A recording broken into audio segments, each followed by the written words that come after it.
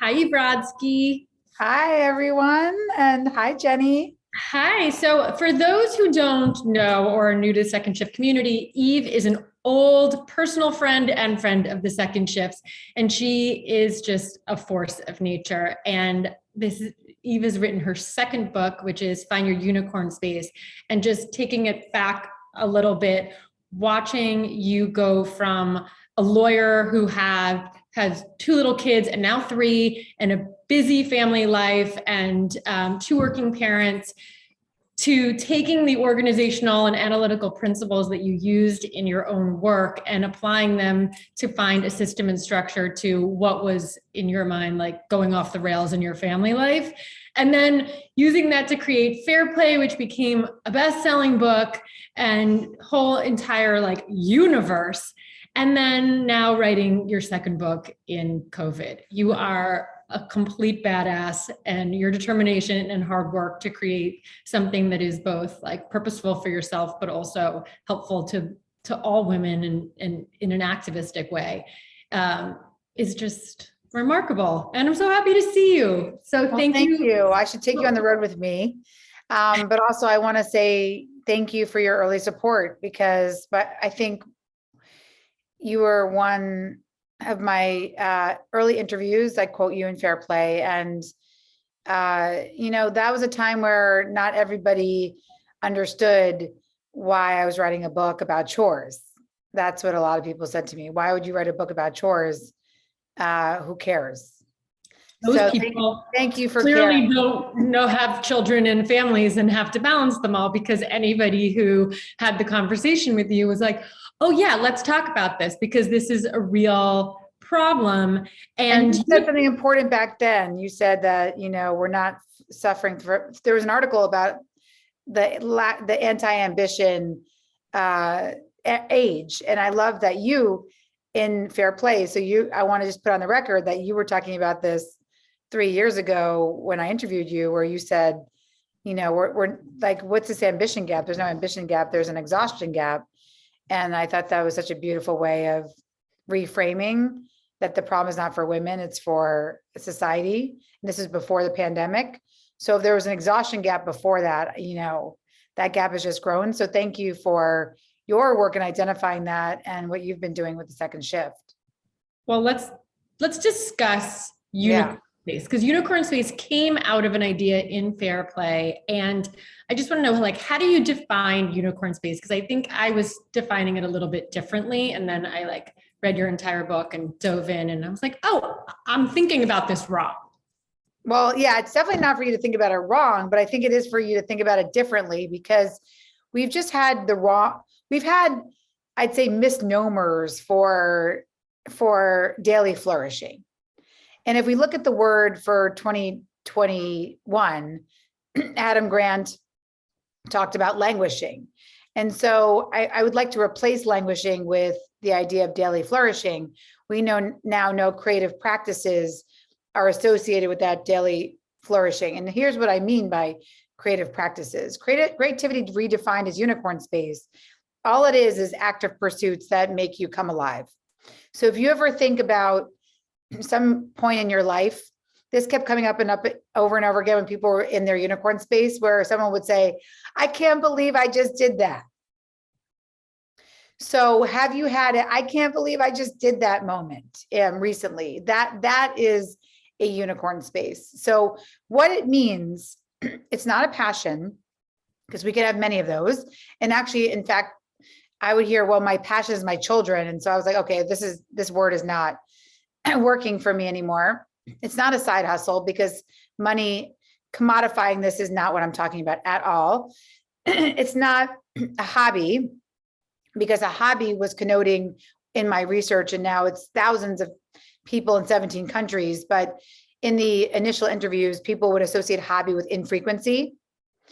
I'll strum my guitar when I get a chance. I will grab a game of chess in the Washington Square Park when I can. So I needed a new word for what I was talking about. Creativity, people would say, well, I'm not creative. White space, do you have white space to think? My colleagues of color and friends were like, white space is a terrible word. It makes me feel like I can't be in that space. So I was looking for a new word, Jenny. And the idea of taking up space, having it be mythical and magical, but understanding it doesn't fucking exist until we reclaim it, made me understand why I love the term unicorn space so much. Let's talk about like purpose, because a lot of it is like it's purpose driven. And I think that can kind of like connote the wrong thing where it's like, what is the purpose of this thing? Does it have to have like, are you giving back? Does it have to have an element of that? Because that feels like, some sort of bigger picture thing that or does it have to have a purpose like, I'm going to have a career out of this thing? How do you define purpose? That's a great question. So I'm going to go into a little bit into the research. So there's words that are thrown around a lot, like passion and purpose, finding your passion and purpose, finding happiness. So what I decided to do was really understand first what was happening in positive psychology, because even till today, like there was an article yesterday in the Wall Street Journal, these happiness labs, how to find happiness. These classes are now becoming the most popular classes at the Ivy League schools. And it's not that I don't like those classes. I sat in happiness labs. Professor Laurie Santos, I really love. But in general, this idea of happiness as the end goal, Jenny, is very limiting. Because as one woman said to me, she said, I've gratitude journaled myself to death. Everybody's definition of happiness is really different, and your parameter is really different. And so if you actually say, I'm going to set out to be happy, or you say to your children, I just wish you to be happy, that's actually wrong. That is wrong. I don't call anything wrong, but I will say that I ask you not to say that anymore. Retire, I wish for you happiness. Don't say that anymore to your children. What you're going to replace it with is the true definition of mental health, which is, I wish you the appropriate emotion at the appropriate time and the ability and strength to weather it. And unicorn space is the ability and strength to weather it. And that we're looking for those experiences. So we have happiness without meaning. And that is, for me during the pandemic, that was emotional eating. For many people, it's doom scrolling. It's binge watching Netflix. We know how that when we do it, after an hour, we're like, where did that hour go? But not in the, I can't believe I just did that way. More in the like, I can't believe I just wasted an hour doing that. Then there's the meaning without happiness, which is associated with caregiving. And I know I get a lot of meaning from caring for my kids, but as the studies show, I'd rather be in a root canal than be hanging out with my toddler. So sorry, Anna, but that's the truth. I'd rather be in a root canal this weekend than hang out with you. And so there's meaning without happiness. There's happiness without meaning. The happiness and meaning, when it collides in these unicorn space experiences, Jenny, is the umbrella. It's the ability and strength to weather it, because it's going to keep raining on us. And that's those experiences we need. We need those experiences to weather the mundane. I find that in my conversations with a lot of women, it's very, very easy to talk yourself out of creating this for yourself. 100%. You could think about your day and be like, I don't have time for that. I have work. If I had time for that, I would work out. That's what I did yesterday, where I was like, those are two things that I think you could probably and should make time for. And there's so much there's so much psychology behind it, because there's like the shame and guilt that you should be with your kids or you should be at work, the shoulds. Then there's like the confidence that people lack, so much confidence in just their ability to do something, and something big seems like a super scary thing to do, because that's committing and not even knowing how you're going to be able to get it. So how do you help people? And in your book, you do a really good space of this. I mean, that's what a lot of the book is about, is coming up with it, just coming up with the idea of what you might want to do. How do you structure it into your life? And then how do you communicate it? And how do you even get the confidence at the beginning to say, I'm going to do this? There were so many hurdles. And that's why, as much as I love the books that were already existing on creativity, what I found hard about them was they just jumped into the program. So there is a program here. I did find a unifying principle, a practice. Unicorn space is a space that occupies curiosity, connection, and completion. And when you do that over and over again in these cycles and practices, it becomes very, very, very powerful. However, we'll get there. But before you get there, I had to honor the data. And the data was that there were 3 very, very intense hurdles for claiming this space, for taking up this space for women. And hurdle 1 was, I have no time. It was, you want me to be unavailable? You're giving me permission to be unavailable? I don't even know what you're talking about. One woman said to me, I don't even understand what you're talking about. Her name was Brooke. You're saying I should be unavailable, but availability is literally my identity. And the ability to, sorry, I'm sick this morning, not COVID, but allergies. So she said to me, availability, having my phone on, the ability to be interrupted, having my body available to my kids, letting them hang on me, giving them piggyback rides, letting my daughter braid my hair. Like, I'm always available. So this lack of boundaries is a real, real problem. And I ask you out there, do you believe you have a permission to be unavailable from your roles as parents and or partners and or professionals? By professionals, I mean anybody who works for pay or works for unpaid labor in the home. Do you believe you have a permission to be unavailable from those 3 Ps, those roles? I will tell you that a super majority of women in 17 countries told me no. So it has nothing to do with socioeconomics, right? Because you could hear somebody making an argument like, this is such a privileged place to be from. You don't have little kids, but it's really a mentality shift more than it is like any sort of privilege. Actually, the strange part of my data that I don't really go into because it feels like a distraction was the more people, Jenny, that identified in the 9.9%, the less likely they were to have a unicorn space. Do you think that has to do with shame and guilt of like, yes, but I think they could be doing other things. Their jobs are so big that they don't have enough time. Yes, I think as you get into more of the higher echelon circles of socioeconomic status, I think people's milestones around you look so big that you shrink to fit into those milestones. That's what I think happened. I think what happens is, oh wow, everybody has 4 kids. I have 1 kid. Like I should have more kids. Everybody has a nicer apartment than me. I should work to get a nicer apartment. One has a business. This one has started their own thing. If I don't start a business, then I don't have a thing. All right, exactly. Everybody's so much more successful than me. It's really that extrinsic milestones, I think, become more oppressive. And doesn't mean obviously it's not hard for everybody to create this space, but I will say it was really interesting. My colleague, Mark Bamuthi Joseph, he is a spoken word artist. He's the head of the Kennedy Center. We know each other through a client. When he came and I was able to get a quote from him for the book, and we were in a creative space together, he gave a really important distinction, which is that for a lot of communities, financial capital has not been available to them.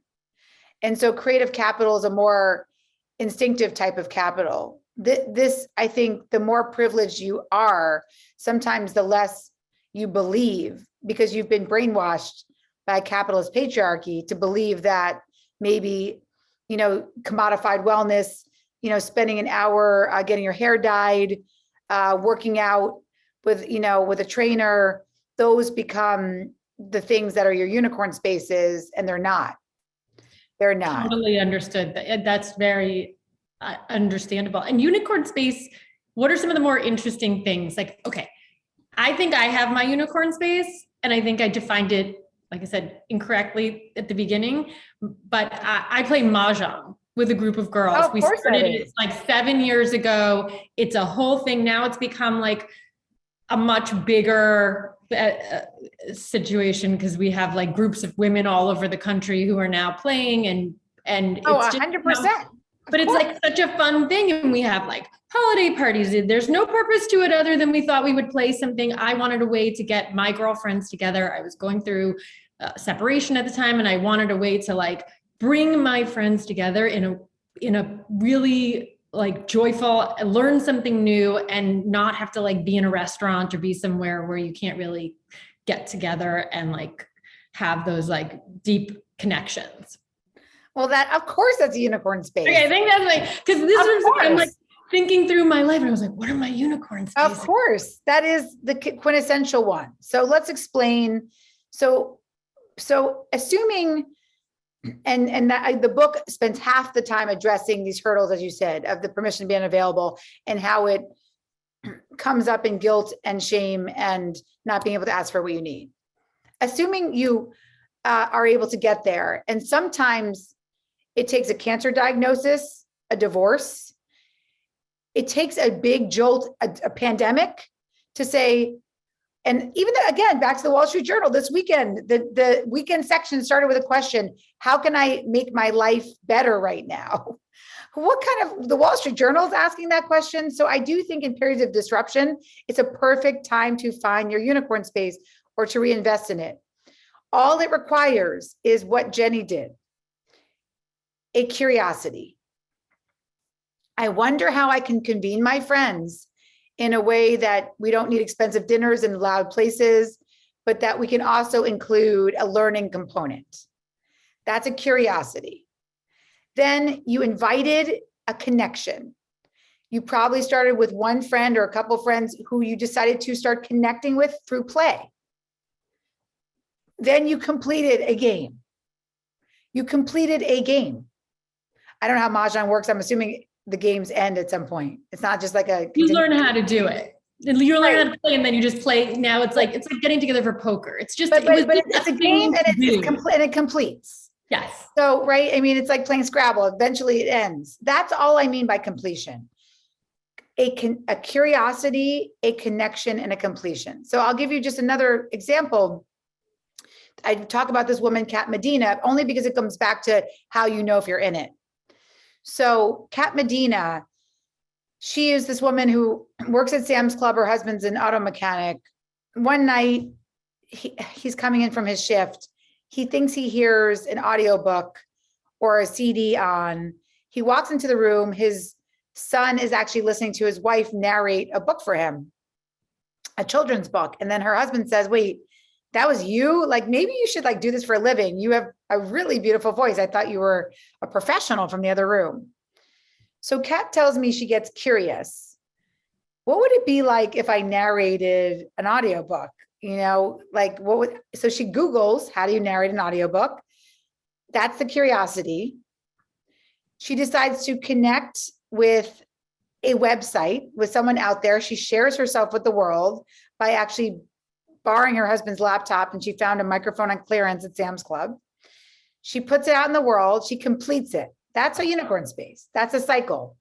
She never knew whether she was going to get a call back or whatever. She never expected anything. A week later, she gets a call that an author booked her for a read. And she goes into the audio booth. This is before COVID. And she reads this book.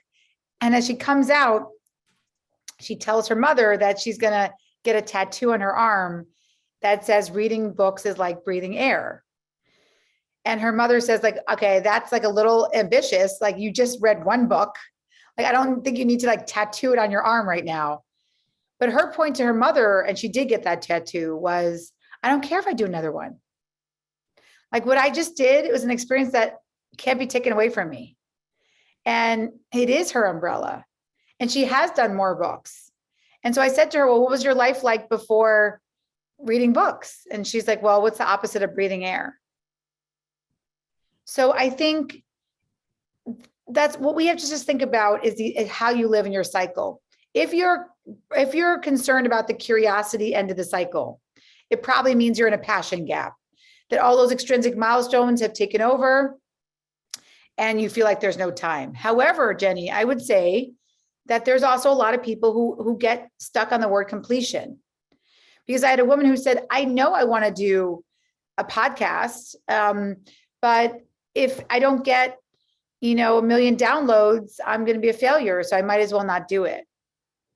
Okay, so that's what why about if somebody you don't have to be, I was going to say, you don't have to be a Mahjong.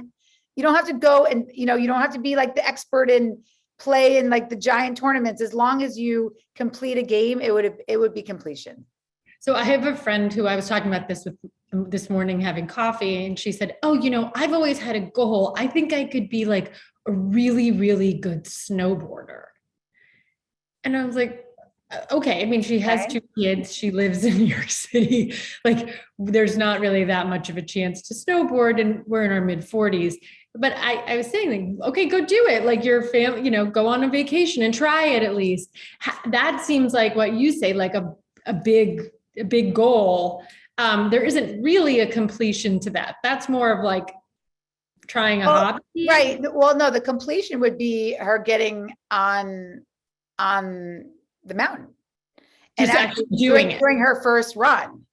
That would be because it actually takes a lot to get there, like you said. It would take a curiosity to say, what do I need to snowboard? It would take a connection with somebody, whether it's a friend to teach her, an instructor. Somehow she'd have to share that with the world. Somebody is going to see her going down that mountain. I would not recommend she does that by herself. And then the completion would be her first run. I do have a friend, ironically, who shared with me on social media, I haven't seen her in a while, that skiing has become her unicorn space. She lives in Oregon, so it's probably a little easier. She did tell me she got whiplash on the second time down the mountain. So again, maybe not my unicorn space, but she showed me all these videos of herself getting down these and just how, and she's a beautiful skier now. I mean, for me, like I don't think she's like going to be a champion anytime soon, but she's completing runs. And she actually said that she wants to learn to do like those little, moguls. And so I think what was happening with you in Mahjong and what happens typically in a unicorn space, if you know it's yours, you naturally want to level up. Mm-hmm. I say in the book, nobody wants to die in level 1. In my research, in the 750 unique interviews, and then now more, what happened in every single one of them when people identified a unicorn space was they didn't want to stay as is. They wanted to improve in it. And I think that is where the meaning comes in, Jenny. I also think it's very important to talk about the boundaries and communication aspect of it, because those are 2 pieces that are applicable in creating the time and space to create your unicorn space. But those are things that are applicable for everything in your life, because using that as like a microcosm of, okay, then you need to speak up for yourself to make the time and space in work, to talk about what you need for your family life, or to, in your own family, to figure out your invisible labor. Yep. So that piece to me is something that like everybody could use. And sometimes it's like, if you start off creating it with the unicorn space, it could then ripple into the other areas. Absolutely. Instead of it, the reverse being like, oh, now I have this space. 100%. And that is actually why, even though we didn't talk in advance, but you obviously know me really well, that is why this became a sequel. A book about creativity became a sequel to Fair Play, because there is a formula for thriving. There's a formula for thriving that I talk about in Fair Play, that I talk about in all my speeches now, because I've watched it over 10 years of data. Boundaries, systems, and communication, what Jenny was referring to. Boundaries, systems, and communication. Systems is Fair Play. You're not going to get to unicorn space if you hold all the cards. Even if you're a single parent, my mother offloaded a lot of cards on me and my brother so that she could have her unicorn space, which was being a professor of social change, activism, and community organizing. So holding all the cards can't happen. That's the system. That's what Fair Play is about. It's about the ownership mindset in your home, treating your home as your most important organization so that you can get that type of time back. However, the boundaries and the communication is harder. And that's why unicorn space becomes a beautiful tool. If you say to me, what's the point of freeing up all the time because I don't even know what I would do with it, then start with unicorn space. If you say to me, I have all these ideas and passions that I just need time to think, start with Fair Play. It's interesting. I like that idea. And this whole idea of like everyone being so like toxically busy, that this is something that I just saw Gina wrote in my comments, because everyone, it's like this, the message right now is like, oh, I'm so busy. I'm so busy. I don't have time for this. And everybody has time for whatever it is that Yes, you you want do. to prioritize. There That's is, right. we all have the same amount of hours in a day, and no one's more busy. I mean, maybe for like the president, but it looked like, you could still find time to golf or play with your dog. So it doesn't seem like that's a real excuse. And that's something women put on themselves particularly. Why do you think that is? Well, I think it's a really important piece of this because this is a 101. You're here with us. Remember, this is also a curiosity, connection, and completion community. We are here for you. Second Shift is here for you. This is a 101 conversation. But Jenny, this took me 10 years because the truth is we were about to go. So, systems, that's fair play. But if we really want to talk about boundaries here, the toxic busyness, right? What happens is that we get into this extrinsic problem where decisions are being made for us. And what do I mean by that? What I mean by that is 2 weeks ago, I get 6 pings as I'm on a panel. And I'm like, what? I forgot to turn off my phone. I was like, what the hell's happening out there? I thought there was some emergency in the world. 6 different text chains, Jenny. My most political nasty women text chain, an old like carpool text chain, are sending me a link to free COVID tests. Apparently they came out, Biden offered them, they said, you need to order them. I remember that day. Okay. I got the same texts. Yeah. So then I just wrote back to all 6 text chains. Are the men in your life ordering these as well? Are the men in your life ordering these as well? Are the men in your life ordering these as well? And then a lot of my friends were like, oh, you got us again. And I'm like, I'm not here to get you again. What I'm here to remind you of is that your time is your most valuable currency. But from birth, women have been taught and conditioned to give it away for free. So even in that moment, what happened was there's a woman who stopped what she was supposed to do in that 30 minutes, chose to use her time to order those tests because either guilt and shame or I have to protect my family.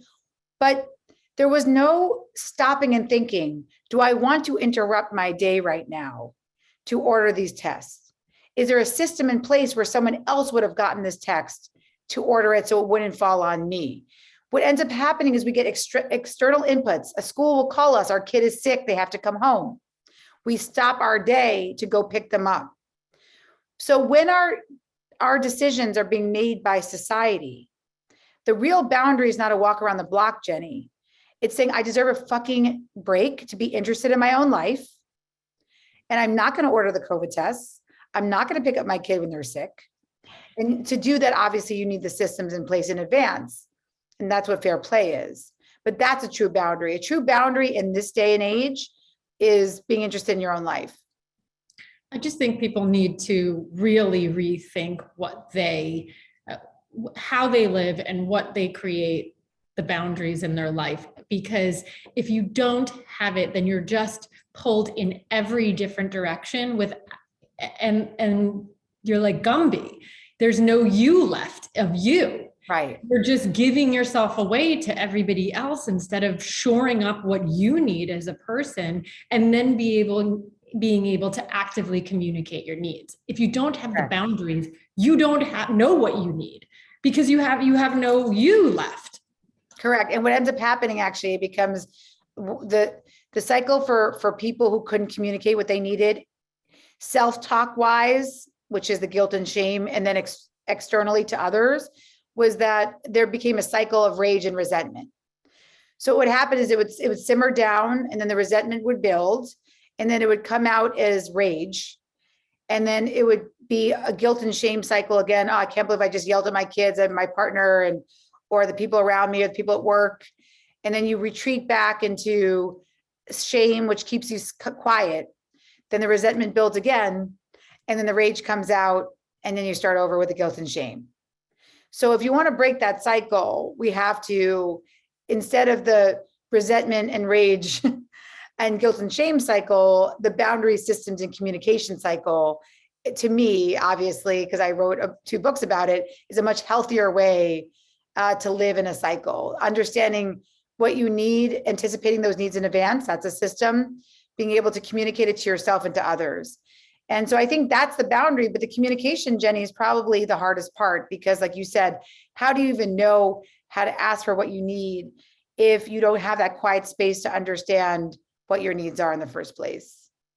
Okay, I know we're coming up on a half hour, so I want to say if anyone has any questions, please put them in the chat and I'll ask them. But I have one question, and this is because your mom wrote into the Oh chat. my God, that's hilarious. So I have a question based on your mom's question. Yeah, you did. You were never home, so you don't even know what we did. All our invisible work was not seen by you.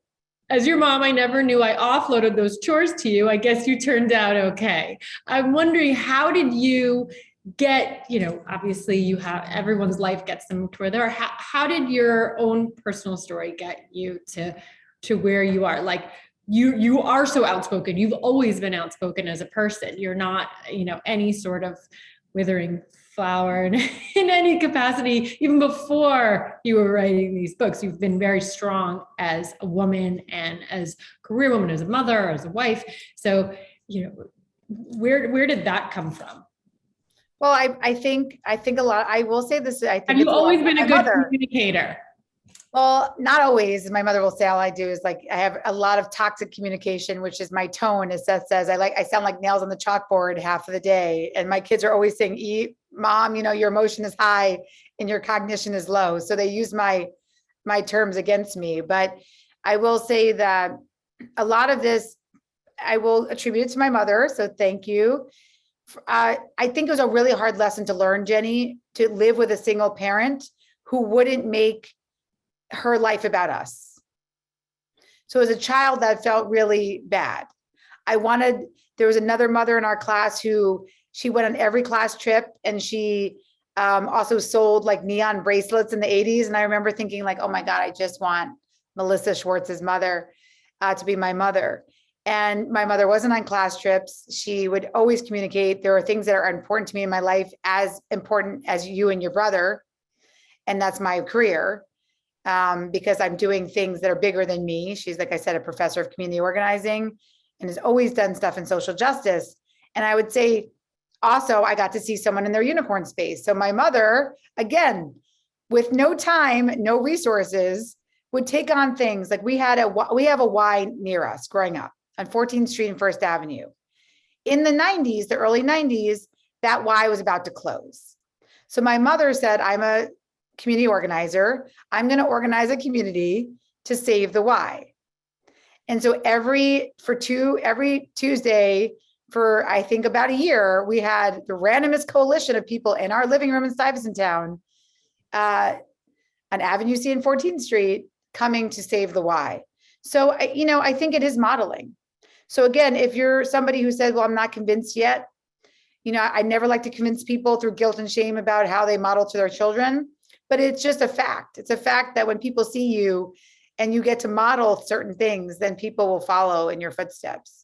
I had a conversation last night with a friend of mine who's a lawyer who lives in Miami. And she also, as her unicorn space, started a group somewhat similar for women who are working, who can have community. And that has taken off into something that she sort of never thought it would. But she was saying she was coming home from a funeral yesterday, and it was a friend's mom, and the mom had every eulogy, everything everyone said about her was that she was selfless. Oh my God, I can't. So giving. And my friend said, I think they thought that they were saying something so nice, but all I heard was, can you imagine the end of your life? You've raised all these kids, you've done all these things, you've had this beautiful life, but the only thing people could say about you was she was selfless. Right. She gave. What did you stand for? Like, what did you do? What did you stand for? Right. You basically, it is saying, this person is in her death is now reflected in me because she gave and gave and gave. Look, some people, whether it's religion, I have a very religious family. They may say God's the reason for that. I mean, there are systems that have conditioned us to be that selfless. I will tell you, it does not serve you. I talk to those women. I because of my religious background, I'm able to access communities of religious women that wouldn't normally talk to people for data. It is not a pretty picture on the other side of being selfless. There is the number one thing, Jenny, in all structures in 17 countries that women said to me about home life was that they felt two things that to me feel like a deadly combination. They felt overwhelm and boredom. That is a deadly combination. Doesn't everyone kind of feel that way right now? Like, well, it's like you're bored, but you're so busy and you can't figure out. That's the funk. That was the word cloud. When I saw those two giant words come together, I was like, oh my God, this is it.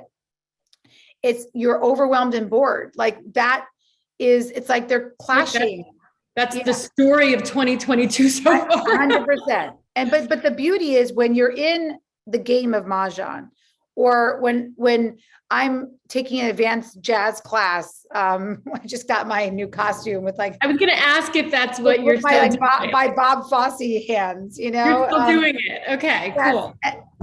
Or when I'm writing, and not even just writing books, but one of my new friends from this type of work, I call everybody new spiritual friends who I meet on the road. A woman who was in a seminar, she DM'd me and said she writes travel haikus. So I decided that I was going to do that. Like, I love travel and culture. And for me, this idea that I haven't been able to travel, I want to just go on an atlas, look up a place and just make a haiku about that place. So she inspired me to start another unicorn space. So we have till 9:45. So I was hoping I could play a game with you. Yeah, I was just gonna say, I think the unicorn space might be the funk buster. Like, if everybody's kind of in their funk right now and they want to shake it off and they want to get back to normal because life is getting back to normal, hopefully, but you can't figure out how to get out of the funk. Unicorn space is the funk buster. It is. It's a funk buster, and it's something you want to keep with you even as things get back to normal, because then your busyness meter is not going anywhere. One important piece of data: everybody says in the studies that they are less busy in 6 months. There are lots of studies on time use that show people think they're going to be a bit less busy in 6 months. And guess what? The researchers come back to you in 6 months later and you're not less busy. So why I'm saying that is because there's no better time than starting now. So I want us to play, Jenny, we're going to play. So we're going to pretend that that Mahjong is not your unicorn space right now. We're going to pick another. I'm creating a new unicorn space. I started Bridgeless yesterday. Yeah. Okay, good. I love it. So leveling up, like you said. I love it. Well, I love that. So we know what your card is going to be. So let's pretend. I wish we could pull somebody up from the audience. We can. Let's get Kiki. Can we bring Gina up? Gina, you want to talk? I think I can't get her because she's not a panelist, but we can unmute. I can unmute. Gina, you're going to do this. How do I get you to willing to come up? Kiki, you there? Gina. Okay, Kiki, we're going to use you. Get on here. Yeah. Okay. All right. And Gina, yes, cooking counts, and absolutely. You guys have to excuse my a meal is a completion, right? The meal, serving it to friends. 100%. As long as there's not an obligation associated with it. Absolutely. So Kiki, so you're willing to play? Jenny says so let's do it. Yes. All right. So this is how it works. Okay. So, and if anybody out there on the recording or here, I'm prototyping because no fair play book code goes out without cards. As you know, I have a whole card game that goes with Fair Play Book 1. So we're prototyping this game for Book 2. So if you all want it and you're willing to share data with me about how you use the cards, I would love to send it to you. So just email me at info@everodsky.com. I'll send that out too. I'll make that. We can get you a PDF of these and then you can play, and then hopefully we'll actually get to make them. Okay, so this is how it works. If you actually had the card game, I wouldn't have to read them all. But be patient. You're going to listen to 50 cards. And then Jenny and I, so this is how you play the game. You have a uni, Kiki's our uni, and then you have 3 spiritual friends or more. Ideally, you play with at least 2 or 3 people. And it's like Cards Against Humanity, where we're going to remix one of your cards that you're inspired by this week with another card. And we're going to have you do something this week that gets you inspired into what a unicorn space can be for this week. So I'm going to read you 50 cards. We know that Jenny's would be games. We already know that. So we would know. So that's why I'm glad we're doing Kiki. So I want you to pick a card of all 50. You have to listen. And then Jenny, you're going to pick another card to remix. So an example, I had a friend who played, she picked art. She's really upset about what's happening with reproductive rights. So in the game, I combined arrows and axes with her art card and said, you make a piece of art. We'll go to an axe throwing place, make a piece of art about reproductive rights. We'll go to an axe throwing place. We'll put up your art and we'll throw axes at it. And we'll call it rage art.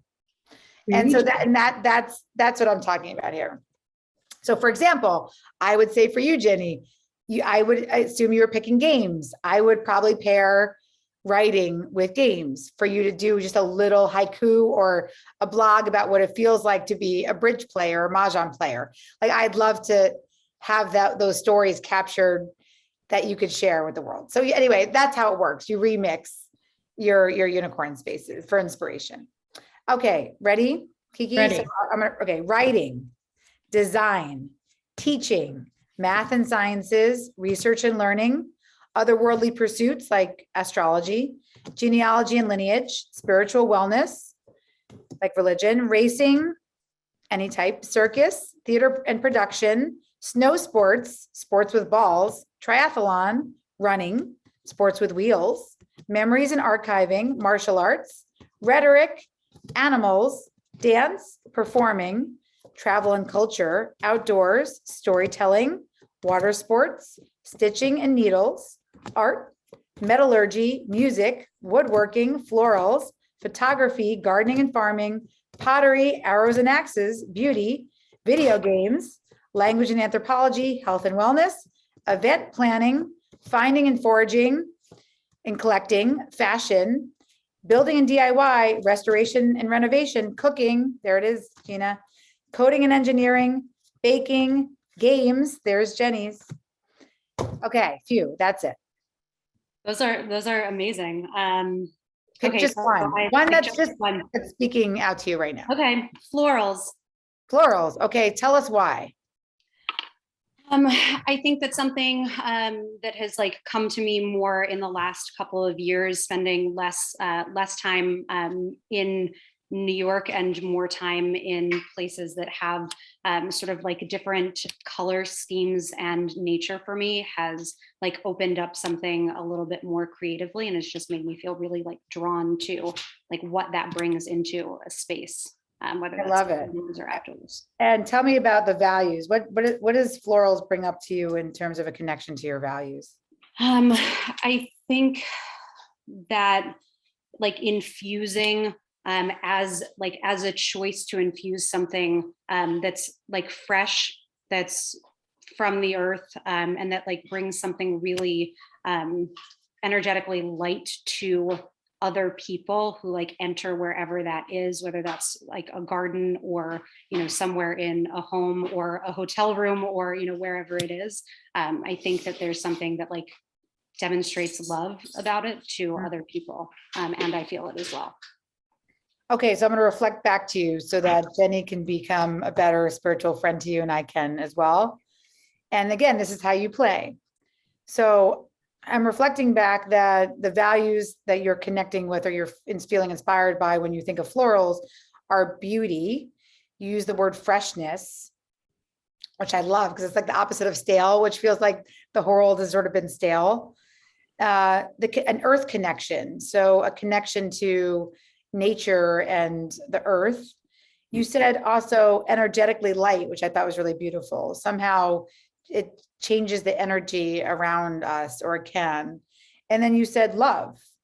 And you really, and all the things you talked about, you're talking about connecting to other people. So you're already looking at it in that context of the unicorn space, where florals is a way to connect, whether it's giving them out or people seeing them in a space and being able to have their energy change because of your florals. Does that do a decent job of saying what you said? Yeah, that was gorgeous. Okay, so that, but also what's beautiful about that is those are values you can keep with you, because there's probably other ways than florals for you to feel beauty, fresh, earth connected, energetically light, but those intentions are helpful. So sometimes if you're stuck, thinking about what card or activity inspires you actually can take you a step further to think about the values that you may need most right now. So I would say, I love that idea of being energetically light, because we've had a lot of dark energy in the past 2 years. Mhm. So, okay, so Jenny, as Kiki's spiritual friend, can you pick another card to mix with florals that could inspire Kiki to do something different this week? Was there one about art? There was like an art art, focus? of course, art. Mhm. I think that she could do, like, I would mix those two together, and because originally my thought was like, oh, she should take like a flower class.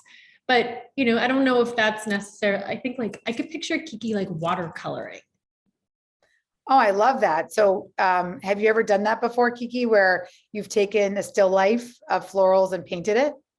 Not specifically. I mean, I haven't had a watercolor set in a handful of years, but I used to, sort of enjoy dragging some paint around a piece of paper. So that's Well, maybe this weekend we're gonna force you to go. It could be a CVS for like the kids watercolor kit, or to a Blick. Just buy a watercolor kit. It would be fun to figure out, could you buy, just from the local shop, and just see what would happen if you tried to paint it. I love that idea. Okay, so my idea for you is to combine the foraging card with florals. Okay. I don't know, where do you live right now? In LA. Okay, so do I. And there are some beautiful places here where we could, and I don't necessarily mean forage, like you don't have to go to a mountain and start picking wildflowers, even though you could do that. But I think it could be fun to find a couple of flower trucks at farmers markets and just forage for I would go to 2 different farmers markets this weekend and pick 2 completely different type of florals and see what would happen if you mix them together. Okay. So I'm foraging. into this for you. This is so fun. This is the best morning. I'm so thrilled. I feel really. And you need to share with us your picture, your watercolor picture. But the goal is, and again, this is just a modeling, but the goal here is that these types of games, what they can do is they can up level your conversations. How's work? How's the kids? We do get stale. And so bringing light energy is the intention. And just by mixing up of saying, what are you curious about this week? Bringing your PDF with you or putting it on your phone and saying, scroll through these cards, just tell me what's resonating with you. I'd love to help you figure out how to get more inspired this week. That is the type of friendship we need right now. We know now that 65% more likely to do something we are if you have a friend. You're 95% more likely if you have a success partner, someone who's there with you doing it. So I think that's what I love about the second shift. You are actually a success partner as a company, right? So it's built into your mission, this idea. And that's what I love about you. I know we said we'd honor people's time and give them 10 minutes of transition. It's all right. We're going to wrap this up because I feel like we have covered so much. So what I'm going to do is we're going to put this out and I'm going to follow up with the link with your email address in case people want to reach out and become prototype testers. Yes, prototype testers. And then, we will highlight Kiki's work to hold her please. accountable to her work. We will be showcasing that. And by the way, Gina, her cooking. We see you out there. We want, please, you have to do one Asian meal and just share it with us on DM. I don't care how you get it to Jenny or me, but just something. Make something, pick a recipe. I just bought a new cookbook, actually. It's called, I think, the Korean Vegan Cookbook. It was in the New York Times as being like an amazing one. So maybe pick a recipe from there and just go for it. Oh, she's doing it. Yes. Okay, good. Thank you. Thank you. You are the best, Eve. Thank you so much for your time this morning, sharing all of this, not only like right now, just in general with women and the world. You're the best. And I really appreciate it. I love you all. Come get the cards, continue being inspired. And Kiki, I'm very inspired by your florals. It would never be mine. And so that's why I want to see what you do with it. I'm really looking forward to it. Thank you. Thank you, Kiki. Bye, everyone. Talk to you soon. Bye. Bye.